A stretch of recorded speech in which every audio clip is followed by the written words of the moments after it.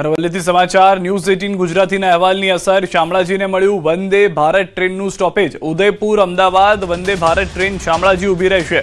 Shamlaji railway station ખાતે ઊભી રહેશે વંદે ભારત ટ્રેન। અરવલ્લી જિલ્લાને મળ્યું વંદે ભારત ટ્રેનનું સ્ટોપેજ। હિંમતનગર બાદ શામળાજીને નહોતું મળ્યું સ્ટોપેજ।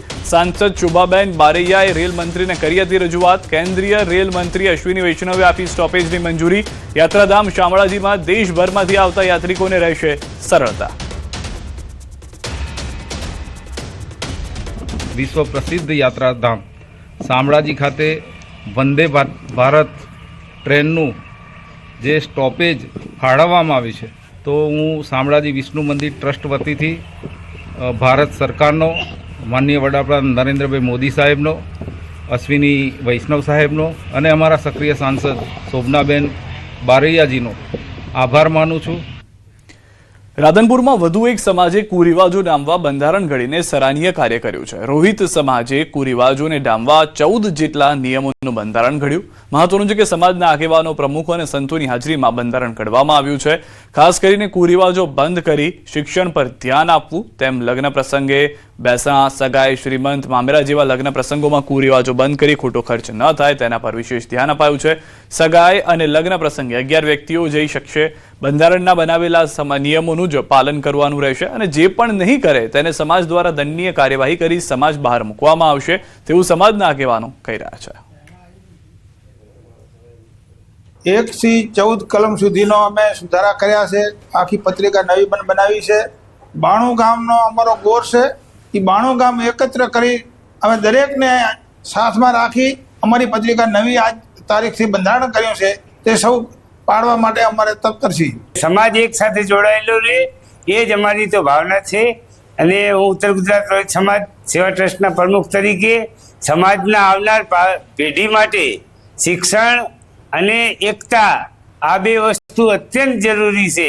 સમાજના અગ્રણીઓના વિચારો નાના નાગરિકોથી માંડી અને મોટા વડીલો સાથે લાંબી વિચાર ગોષ્ઠી એના અંતે આ બંધારણના ગઠનનું કામ શરૂ કરવામાં આવ્યું।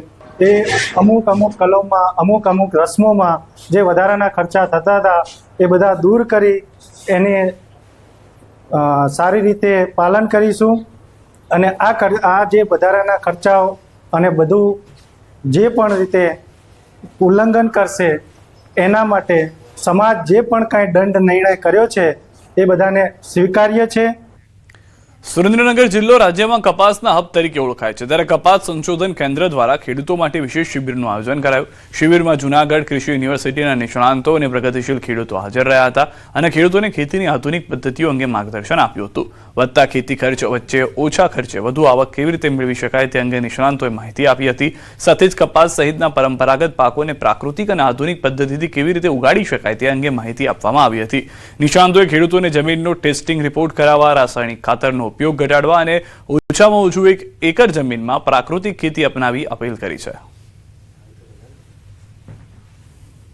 આજનું આયોજન આ ખેડૂત દિવસ નિમિત્તે ખૂબ સરસ છે, ખેડૂતોને ઉપયોગી થઈ શકે એવું છે અને ખેડૂતોને જો આમાં જે સમજાવવામાં આવ્યું એ પ્રમાણે કરે તો એની આવક ચોક્કસ વધી શકે। પ્રાકૃતિક ખેતીના હિસાબે ખેડૂતને એમાં એનો ખર્ચ ખૂબ ઘટતો હોય છે, એના જે ઇનપુટ બહારથી ખરીદવા ન પડે એના કારણે એની બચત ખૂબ જ થતી હોય છે, તો એ રીતે ખેડૂતની એક આવક વધારવામાં આ પણ પરિબળ છે। બધા અધિકારીઓ આવ્યા અને અમને ખરેખર પ્રાકૃતિક ખેતી વિશે, પરંપરાગત ખેતી કરતા હતા પરંપરાગત ખેતી છોડીને આ ખેતી કરવાનું।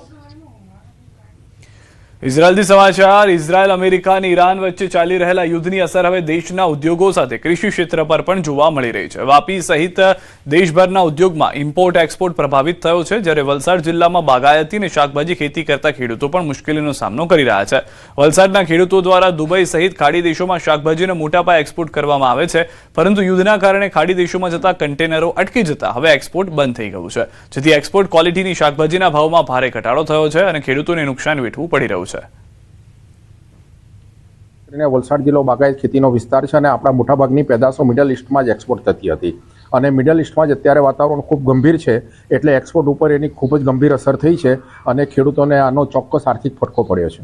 1 અઠવાડિયા પહેલા જે રેટ હતો અને એ અત્યારે જે રેટ છે એમાં ખેડૂત લોકોને પોસાય તેવું નથી, એટલે સમજો માલનો અહીંયા લોકલ માર્કેટમાં જ ભરાવો થઈ ગયો અને દુબઈ સમજો એક્સપોર્ટ થતા નથી એટલે રેટ પણ સીધો ડાઉન આવી ગયો. અમદાવાદ મ્યુનિસિપલ કોર્પોરેશનની છેલ્લી સામાન્ય સભા યોજાઈ. સત્તાધીશોની ટર્મ આજે પૂર્ણ થઈ. આવતીકાલથી વહીવટદાર શાસન લાગુ પડશે. ભાજપ અને કોંગ્રેસના કાઉન્સિલરો સામાન્ય રીતે એકબીજા પર આરોપ પ્રત્યારોપ કરતા હોવા છતાં આજે એક સાથે મળી ફોટા પડાવતા જોવા મળ્યા. અનેક કાઉન્સિલરોએ આ છેલ્લી પળોને યાદગાર બનાવવા માટે ફોટા ક્લિક કર્યા હતા. હવે ચૂંટણી બાદ નવા પદાધિકારીઓ આવીને કાર્યભાર સંભાળે ત્યાં સુધી વહીવટદાર શાસન અમલમાં રહેશે. ફરીથી કોણ કાઉન્સિલર તરીકે પસંદ થશે કે નહીં તેની અનિશ્ચિતતા વચ્ચે તમામે આ અંતિમ ક્ષણોને કેમેરામાં કેદ કરીને યાદગાર બનાવી. સુરતના પાંડેસરામાં જીઆઈડીસીમાં ટાંકી સફાઈ કરવા ઉતરેલા 4 શ્રમિકોના મોત નિપજ્યા છે અને આ સમગ્ર કેસમાં કોન્ટ્રાક્ટરની ધરપકડ કરવામાં આવી છે. આ મામલે પાંડેસરા પોલીસે તપાસ પૂર્ણ કરીને કોન્ટ્રાક્ટર વિરુદ્ધ સાપરાધ મનુષ્યવધનો ગુનો દાખલ કરી તેની ધરપકડ કરી છે. મહત્વનું છે કે ગત 5 માર્ચ 2026ના રોજ અંડરગ્રાઉન્ડ ટાંકીની સફાઈ માટે 4 શ્રમિકોને કામ પર મૂકવામાં આવ્યા હતા. સફાઈ દરમિયાન સૌપ્રથમ એક શ્રમિક ટાંકીમાં ઉતર્યો હતો, પરંતુ થોડા સમય પછી તેની તરફથી કોઈ પ્રતિસાદ કે અવાજ ન આવતા અન્ય 3 શ્રમિકો તેને બચાવવા માટે એક પછી એક ટાંકીમાં ઉતરી ગયા હતા.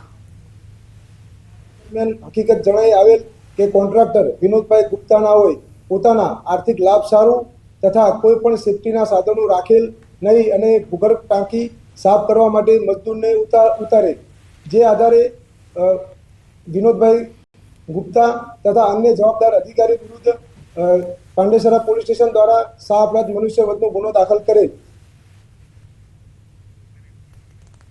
તો દ્રશ્યો પણ જે રીતે આપ જોઈ રહ્યા હતા કે પરિસ્થિતિનું નિર્માણ થયું હતું. એક વ્યક્તિને બચાવવા અન્ય 3 ગયા હતા. કોન્ટ્રાક્ટર જે છે તે હાલમાં પોલીસ પકડમાં આવી ચૂક્યા છે. અપરાધનો જે ગુનો છે તે દાખલ કરવામાં આવ્યો છે. સમગ્ર કેસમાં કોન્ટ્રાક્ટરની ધરપકડથી આગળની તપાસ કરવામાં આવશે.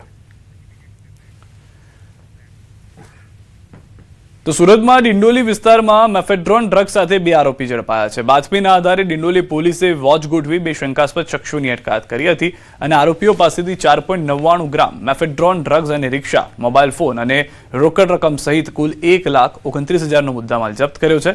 સમગ્ર ઘટના મામલે પોલીસે આરોપીઓ સામે ગુનો નોંધી કાયદેસરની કાર્યવાહી હાથ ધરી છે.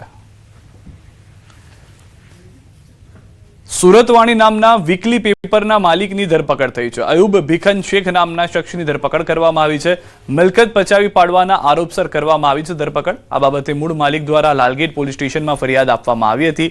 ફરિયાદના આધારે 8 લોકો વિરુદ્ધ ફરિયાદ દાખલ કરવામાં આવી હતી. ભાડા ચિઠ્ઠી બનાવી મિલકત પચાવી પાડવાનો આરોપ હતો. અગાઉ પણ આરોપીની ધરપકડ કરવામાં આવી હતી. આ કામે અગાઉ પણ એક આ બાબતે ગુનો દાખલ થયેલો છે. એ પણ એક ખોટી ભાડા ચિઠ્ઠી બનાવેલાનો હકીકત સામે આવી હતી. ત્યારબાદ આ કામના આરોપીઓ જે ધરપકડ કરાયેલ છે તેના સંબંધીઓ દ્વારા પણ આ કામના ફરિયાદીને અગાઉ ખંડણી માંગણી કરેલી હતી. એ બાબતનો પણ અગાઉ ગુનો દાખલ